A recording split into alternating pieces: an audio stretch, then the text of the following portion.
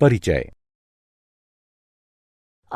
जैसा कि हम पहले चर्चा कर चुके हैं, सभी जीवित प्राणी पोषण की प्रक्रिया द्वारा भोज्य पदार्थ ग्रहण करते हैं, जिनकी सहायता से उन्हें विभिन्न जैविक क्रियाओं के लिए ऊर्जा प्राप्त होती है।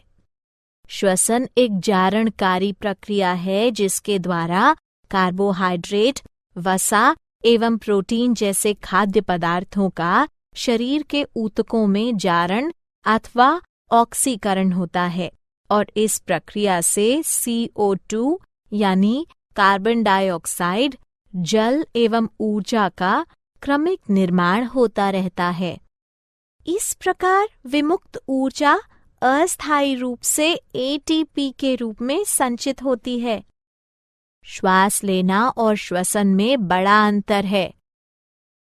हम जानते हैं कि श्वास लेना गैसों के सामान्य आदान प्रदान की प्रक्रिया है।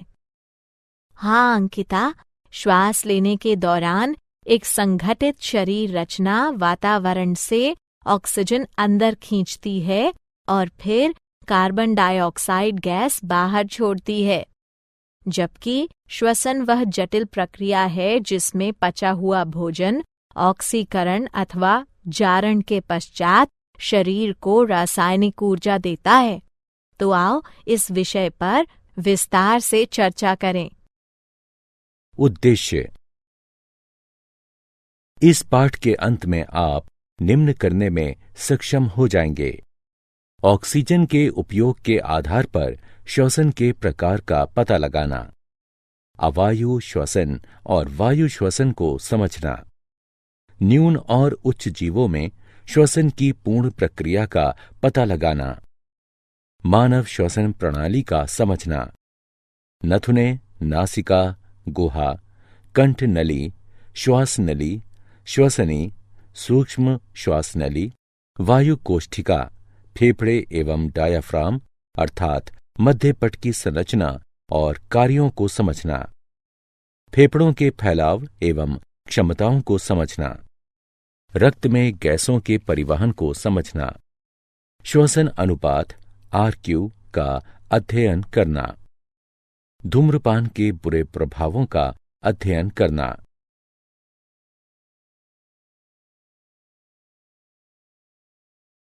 श्वसन के प्रकार। श्वसन दो प्रकार के होते हैं: अवायु श्वसन एवं वायु श्वसन। अवायु श्वसन वह श्वसन है जिसमें श्वसन के लिए ऑक्सीजन की आवश्यकता नहीं पड़ती, जबकि वायु श्वसन में श्वसन के लिए ऑक्सीजन की आवश्यकता पड़ती है। क्या आप जानते हैं कि उच्च जीवों में श्वसन की संपूर्ण प्रक्रिया अर्थात बाह्य श्वसन, आंतरिक श्वसन एवं कोशिकीय श्वसन क्षमता होती है? अवायु श्वसन। जब ऐसी श्वसन प्रक्रिया जिसमें बिना आणविक ऑक्सीजन के उपयोग के ही भोजन का ऑक्सीकरण हो जाता है, तो ऐसे श्वसन को अवायु श्वसन कहा जाता है। अवायु श्वसन के कुछ सामान्य उदाहरण हैं: जीवाणु, खमीर, परजीवी कृमि जैसे त्रिमुख गोल कृमि, फीता कृमि, फैसियोला आदि। सूक्ष्म जीवों में अवायु श्वसन के स्थान पर सामान्यतः किण्वन शब्द का प्रयोग किया जाता है। सूक्ष्म जीवों अथवा उनके एंजाइमों की सहायता से कार्बोहाइड्रेट्स एवं अन्य कार्बनिक यौगिकों का अवायवीय टूटन द्वारा अल्कोहल, कार्बनिक अम्ल, गैस आदि में परिवर्तित होने की प्रक्रिया को किण्वन के रूप में परिभाषित किया जाता है।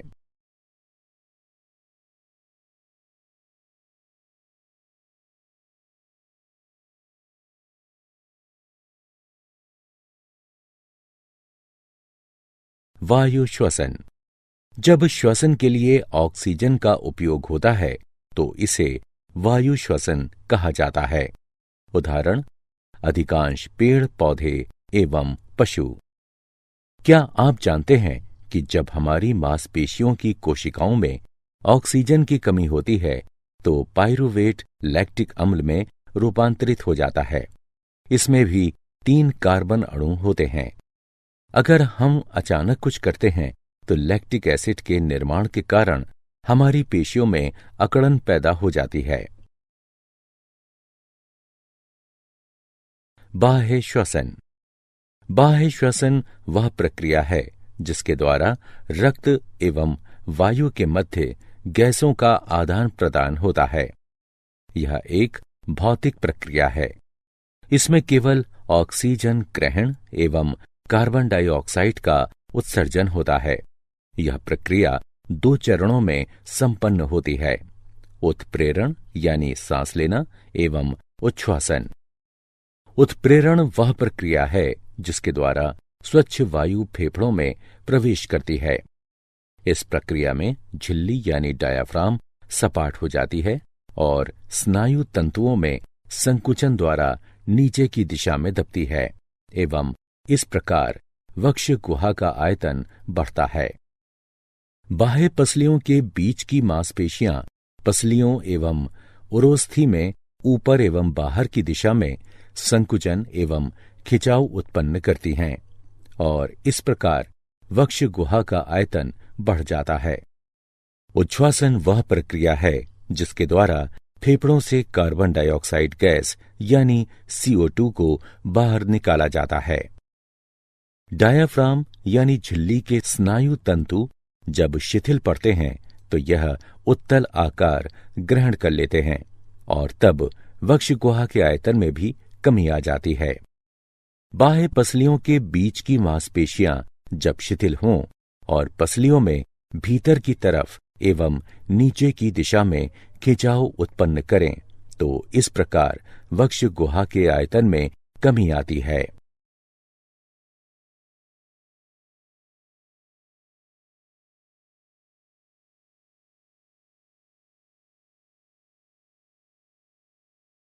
आंतरिक श्वसन।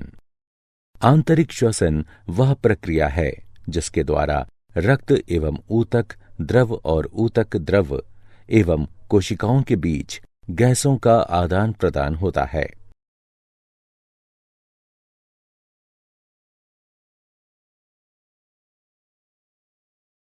कोशिकीय श्वसन। कोशिकीय श्वसन वह प्रक्रिया है जिसमें कोशिकाएं चयापचय के लिए ऑक्सीजन यानी O2 का उपयोग करती हैं एवं अवशेष के रूप में कार्बन डाइऑक्साइड यानी CO2 उत्सर्जित करती हैं।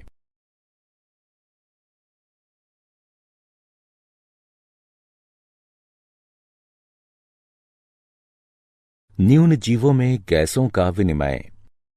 न्यून जीवों में श्वसन के लिए कोई विशेष अंग नहीं होता, अतः एक कोशिकीय जीवों में कोशिका एवं बहुकोशिकीय जीवों में शरीर की सभी कोशिकाएं श्वसन में भाग लेती हैं। सभी कोशिकाएं सीधे तौर पर जल से संपर्कित रहती हैं, इसलिए आसपास के जल में घुले ऑक्सीजन का शरीर की कोशिकाओं के कार्बन डाइऑक्साइड से सीधा विनिमय होता है। इसे त्वचा श्वसन के नाम से जाना जाता है। कोशिकाओं के माइटोकॉन्ड्रिया में जो ऑक्सीजन रहती हैं उसका उपयोग शर्करा के ऑक्सीकरण में होता है और इससे CO2 जल एवं ऊर्जा समृद्ध अणुओं का निर्माण होता है। कुछ सामान्य उदाहरण हैं अमीबा, पैरामीशियम, स्पंज एवं कोलेंटेरेट।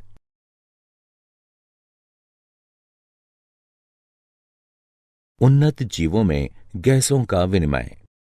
उन्नत जीवों के शरीर की भित्ति मोटी होती है, परिणाम स्वरूप विसरण संभव नहीं होता एवं इनमें चयापचय की दर भी उच्च होती है, अतः इन्हें अधिक ऊर्जा की आवश्यकता पड़ती है।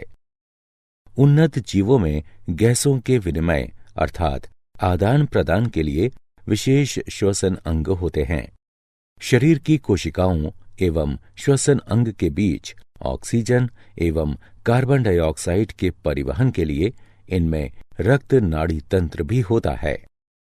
उन्नत जीवों में गैसों का संवहन त्वचा, गलफड़ा, श्वास नली अथवा फेफड़ों से हो सकता है। उभयचर एवं एनेलिड त्वचा श्वसन करते हैं। वैसी त्वचा से गैसों का संवहन हो सकता है जो पतली, नमीयुक्त, संवहनी एवं पारगम्य होती हैं। इसे त्वचीय श्वसन भी कहा जाता है। कड़ी खाल वाले जानवर, उपास्थि वाली मछलियां, बौनी मछलियां एवं मेढकों जैसे उभयचर गलफड़ा श्वसन करते हैं। इस प्रकार के श्वसन को क्लोम श्वसन भी कहा जाता है। ऑक्सीजन जल से ग्रहण किया जाता है। जल में घुले ऑक्सीजन एवं गिल लामेल्ले की रक्त कोशिका में विद्यमान कार्बन डाइऑक्साइड का विनिमय तब होता है जब जल गलफड़ों के ऊपर से गुजरता है। कीड़ों मकोड़ों में श्वास नली द्वारा श्वसन क्रिया होती है। श्वसन अंग वस्तुतः उच्च स्तरीय वायु नलिकाओं का गुच्छ होता है, जिसे श्वसनी के नाम से जाना जाता है। यह श्वसनियां छोटी छोटी नली छिद्रों द्वारा वायु से जुड़ी रहती हैं, जिन्हें विवर कहा जाता है। फेफड़ों द्वारा श्वसन भूमि पर रहने वाले जानवरों एवं मनुष्यों में होता है। फेफड़े श्वसन अंग हैं। इसे फुफ्फुसीय श्वसन भी कहा जाता है। यह श्वसन प्रणाली के सहयोग से होता है।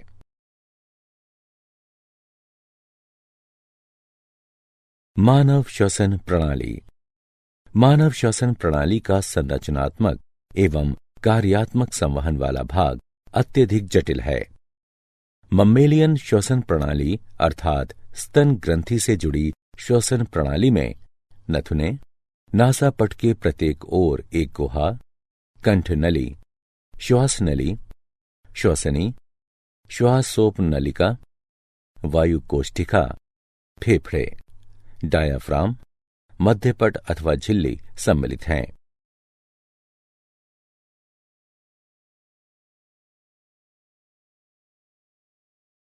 नथुने। नाक के दोनों छिद्रों को नथुना कहते हैं। यह संयुक्त रूप से नासिका कक्षों में जाकर खुलती हैं।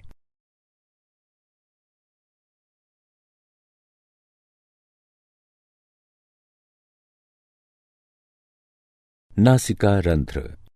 यह नासिका पट द्वारा दो नासिका कक्षों में विभक्त हैं। प्रत्येक नासिका कक्ष में 3 क्षेत्र होते हैं, अर्थात कर्णकोटर, श्वसन एवं घ्राण क्षेत्र।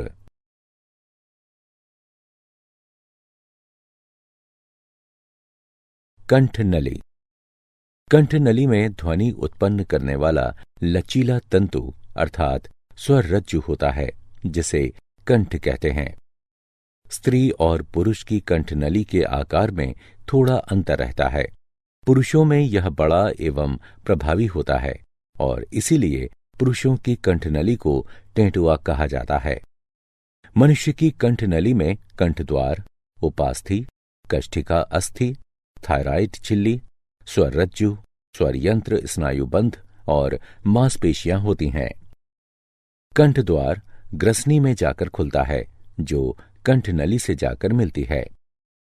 उपास्थि के 9 टुकड़े होते हैं, 3 एकल एवं 3 युगल।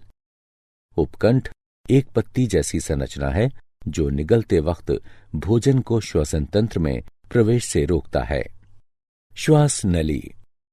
श्वास नली अथवा श्वासनाल कंठनली के साथ श्रेणीबद्ध होती है। श्वास नली एक अर्धचंद्राकार पारदर्शी वलय से जुड़ी रहती है। श्वास नली की श्लेष्मल झिल्ली के साथ एक क्रमबद्ध छदम स्त्रीकृत रोमक उपकला रहती है, जिसमें बलगम युक्त स्रावित चषक कोशिकाएं होती हैं और यह श्लेष्मय झिल्ली को बाहर धकेलने में मदद करती है।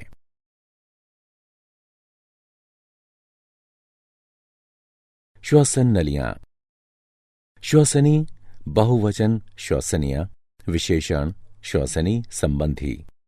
श्वसन प्रणाली का वह वायु मार्ग है जो वायु के फेफड़ों तक खींचता है।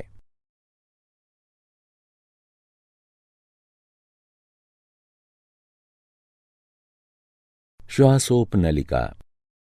श्वसनी गुच्छ में छोटी नलिकाएं होती हैं, जिन्हें श्वासोप नालिका कहते हैं। फेफड़े के इस भाग में गैसों का विनिमय नहीं होता है।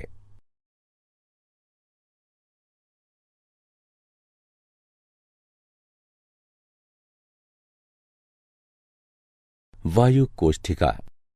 वायु कोष्ठिकाएं फेफड़ों की परम संरचनात्मक एवं शारीरिक इकाइयां हैं। वायु कोष्ठिका गैसों के विनिमय के लिए विसरण द्वारा बहुत बड़ी सतह जैसे स्तनधारियों की आंत में विली उपलब्ध कराती हैं। गैसों का विनिमय वायु कोष्ठिकाओं की श्वसन झिल्ली में सर्वत्र होता है।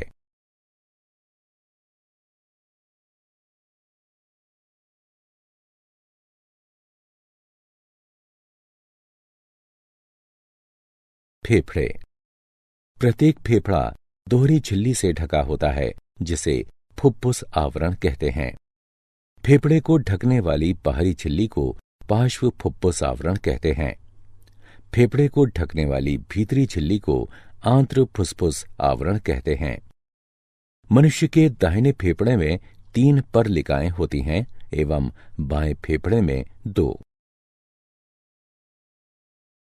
डायाफ्राम अर्थात मध्यपट।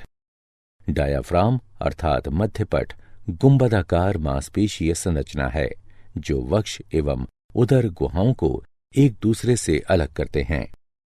डायाफ्राम स्तनधारियों की विशेषता है। डायाफ्राम की आपूर्ति मध्यच्छद नसों द्वारा की जाती है। डायाफ्राम में छेद होने की स्थिति में सांस रुक सकती है और यह प्राणघातक हो सकता है। श्वसन एवं फेफड़े का आयतन एवं क्षमताएं। 4 प्रकार के श्वसन आयतन होते हैं। ज्वारीय आयतन अर्थात टाइटल वॉल्यूम यानी टीवी, श्वास ग्रहणात्मक निग्रह आयतन अर्थात इंस्पिरेटरी रिजर्व वॉल्यूम यानी आईआरवी, श्वास निस्सरण निग्रह आयतन अर्थात एक्सपायरेटरी रिजर्व वॉल्यूम यानी ईआरवी, एवं अवशिष्ट आयतन अर्थात रेसिड्यूल वॉल्यूम यानी आरवी। इसी प्रकार 4 श्वसन क्षमताएं भी होती हैं। श्वास ग्रहणात्मक क्षमता अर्थात इंस्पिरेटरी कैपेसिटी आईसी, कार्यात्मक अवशिष्ट क्षमता अर्थात फंक्शनल रेसिड्यूल कैपेसिटी एफआरसी, महत्वपूर्ण क्षमता अर्थात वाइटल कैपेसिटी यानी वीसी, एवं फेफड़ों की क्षमता अर्थात टोटल लंग कैपेसिटी यानी टीएलसी। श्वास गति को अंकित करने वाले यंत्र को स्पाइरोग्राम कहा जाता है। हवा की वह मात्रा जिसे फेफड़े वहन कर सकते हैं, संग्रहित रख सकते हैं अथवा विभिन्न परिस्थितियों में छोड़ सकते हैं, इसको फुफ्फुसीय आयतन कहते हैं एवं 2 अथवा 2 से अधिक फुफ्फुसीय परिमाणों के योग को फुफ्फुसीय क्षमता कहते हैं। फुफ्फुसीय आयतन को मापने के लिए जिस उपकरण का हम उपयोग करते हैं उसे सामान्यतः स्पाइरोमीटर अथवा रेस्पाइरोमीटर कहा जाता है।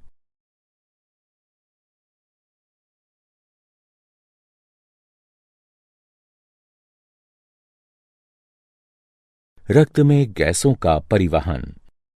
ऑक्सीजन का परिवहन रक्ताणु में उपस्थित श्वसन वर्णक यानी हीमोग्लोबिन आरबीसीज की सहायता से रक्त द्वारा 98.5% ऑक्सीजन O2 का परिवहन होता है। हीमोग्लोबिन के एक अणु में ऑक्सीजन के अधिकतम 4 अणु होते हैं। 1 ग्राम हीमोग्लोबिन में लगभग 1.34 ml ऑक्सीजन यानी O2 होता है। इस प्रकार 100 ml शुद्ध रक्त में 20 ml ऑक्सीजन होता है। कार्बन डाइऑक्साइड का परिवहन। रक्त द्वारा कार्बन डाइऑक्साइड का परिवहन ऑक्सीजन की तुलना में बहुत आसान होता है, क्योंकि कार्बन डाइऑक्साइड की जल में घुलनशीलता का स्तर उच्च है। परिवहन के दौरान कार्बन डाइऑक्साइड का 7% प्लाज्मा में विघटित हो जाता है, जबकि 23% कार्बामिनो हीमोग्लोबिन के रूप में एवं 70% बाइकार्बोनेट के रूप में। अधिकांश कार्बन डाइऑक्साइड का प्लाज्मा में परिवहन सोडियम बाइकार्बोनेट के रूप में रक्त द्वारा होता है।